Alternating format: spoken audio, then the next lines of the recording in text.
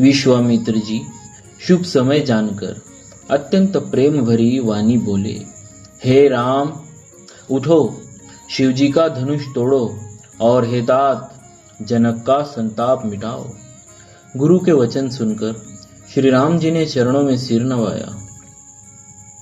उनके मन में न हर्ष हुआ, न विषाद, और न वे अपने खड़े होने की शान से जवान सिंहों को भी लजाते हुए सहज स्वभाव से उठ खड़े हुए। मंच रूपी उदयाचल पर रघुनाथ जी रूपी बाल सूर्य के उदय होते ही सब संत रूपी कमल खिल उठे और नेत्र रूपी भौरे हर्षित हो गए। राजाओं की आशा रूपी रात्रि नष्ट हो गई। उनके वचन रूपी तारों के समूह का चमकना बंद हो गया। वे मौन हो गए। अभिमानी राजा रूपी कुमुद सकुचित हो गए और कपटी राजा रूपी उल्लू छिप गए। मुनि और देवता रूपी चकवे शोक रहित हो गए। वे फूल बरसाकर अपनी सेवा प्रकट कर रहे हैं। प्रेम सहित गुरु के चरणों की वंदना करके श्री राम जी ने मुनियों से आज्ञा मांगी। समस्त जगत के स्वामी श्री राम जी समस्त सुंदर मत वाले श्रेष्ठ हाथी की सी चाल से स्वाभाविक ही चले। श्री रामचंद्र जी के चलते ही नगर भर के सब स्त्री पुरुष सुखी हो गए और उनके शरीर रोमांच से भर गए। उन्होंने पितर और देवताओं की वंदना करके अपने पुण्यों का स्मरण किया। यदि हमारे पुण्य का कुछ भी प्रभाव हो तो हे गणेश गोसाई, श्री रामचंद्र जी शिव जी के धनुष को कमल की डंडी की भांति तोड़ डाले। श्री रामचंद्र जी को वात्सल्य प्रेम के साथ देखकर और सखियों को समीप बुलाकर सीता जी की माता स्नेहवश विलख कर विलाप करती हुई सी वचन बोली, हे सखी, ये जो हमारे हितु कहलाते हैं वे सब भी तमाशा देखने वाले हैं।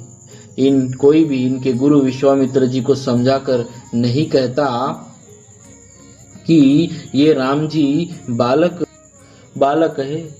इनके लिए ऐसा हठ अच्छा नहीं। जो धनुष रावण और बाण जैसे जगविजयी वीरों के लिए हिलाए न हिल सका, उसे तोड़ने के लिए मुनि विश्वामित्र जी का राम जी को आज्ञा देना और राम जी का उसे तोड़ने के लिए चल देना रानी को हठ जान पड़ा। इसीलिए वे कहने लगी कि गुरु विश्वामित्र जी को कोई समझाता भी नहीं।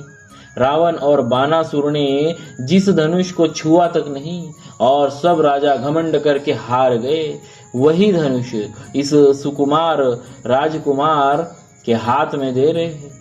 हंस के बच्चे भी कहीं मंदराचल पहाड़ उठा सकते हैं। हंस के बच्चे भी कभी मंदराचल पहाड़ उठा सकते हैं। और तो कोई समझा कर कहे या न कहे, राजा तो बड़े समझदार और ज्ञानी हैं। उन्हें तो गुरु को समझाने की चेष्टा करनी चाहिए थी, परंतु मालूम होता है राजा का भी सारा सयानापन समाप्त हो गया। हे सखी, विधाता की गति कुछ जानने में नहीं आती, यह कहकर रानी चुप हो रही। तब एक चतुर राम जी के महत्व को समझने जानने वाली सखी कोमल वाणी से बोली, हे रानी, तेजवान को देखने में छोटा होने पर भी छोटा नहीं गिनना चाहिए। कहा घड़े से उत्पन्न होने वाले छोटे से मुनि अगस्त्य और कहा अपार समुद्र, किंतु उन्होंने उसे सोख लिया जिसका सुयश सारे संसार में छाया हुआ है। सूर्यमंडल देखने में छोटा लगता है, पर उसके उदय होते ही तीनों लोकों का अंधकार भाग जाता है। जिसके वश में ब्रह्मा, विष्णु, शिव और सभी देवता है, वह मंत्र अत्यंत छोटा होता है। महान मत वाले गजराज को छोटा सा अंकुश वश में कर लेता है। कामदेव के फूलों का ही धनुष बांध लेकर समस्त लोकों को अपने वश में कर रखा है। हे देवी, ऐसा जानकर संदेह त्याग दीजिए। हे रानी सुनिए, श्री रामचंद्र जी धनुष को अवश्य ही तोड़ेंगे। सखी के वचन सुनकर रानी को श्री रामचंद्र जी के सामर्थ्य संबंध में विश्वास हो गया। उनकी उदासी मिट गई और श्री रामचंद्र जी के प्रति उनका प्रेम अत्यंत बढ़ गया। उस समय श्री रामचंद्र जी को देखकर सीता जी भयभीत हृदय से जिस तिस देवता से विनती कर रही है। वे व्याकुल होकर मन ही मन मना रही है, हे महेश भवानी, मुझ पर प्रसन्न हुई। मैंने आपकी जो सेवा की है उसे सुफल कीजिए और मुझ पर स्नेह करके धनुष के भारीपन को हल्का कर दीजिए। हे गणों के नायक, वर देने वाले गणेश देवता जी, मैंने आज ही के लिए तुम्हारी सेवा की थी। बार बार मेरी विनती सुनकर धनुष का भारीपन बहुत ही कम कर दीजिए।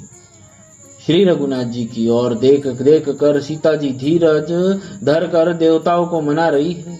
उनके नेत्रों में प्रेम के आंसू भरे हैं और शरीर में रोमांच हो रहा है।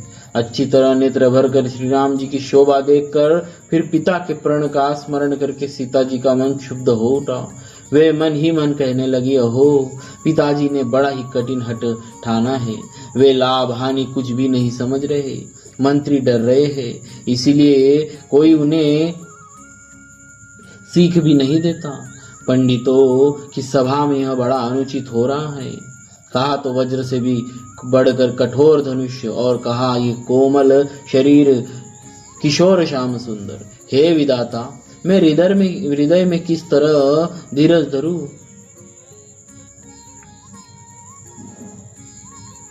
सीरस के फूल से कहीं हीरा छेदा जाता है। सारी सभा की बुद्धि भोली हो गई है। अतः हे शिव जी के धनुष, अब तो मुझे तुम्हारा ही आसरा है। तुम अपनी जड़ता लोगों पर डालकर श्री रघुनाथ जी के सुकुमार शरीर को देखकर उतने ही हल्के हो जाओ। इस प्रकार सीता जी के मन में बड़ा ही संतोष हो रहा है। निमेष का एक लव अंश भी 100 युगों के समान बीत रहा है। प्रभु श्री रामचंद्र जी को देखकर फिर पृथ्वी की और देखती हुई सीता जी के चंचल नेत्र इस प्रकार शोभित हो रहे हैं, मानो चंद्रमंडल रूपी डोल में कामदेव की 2 मछलियां खेल रही हो।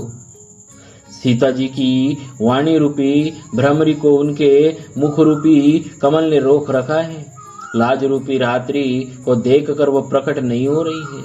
नेत्रों का जल नेत्रों के कोए में ही रह जाता है, जैसे बड़े भारी कंजूस का सोना कोनों में ही गड़ा रह जाता है।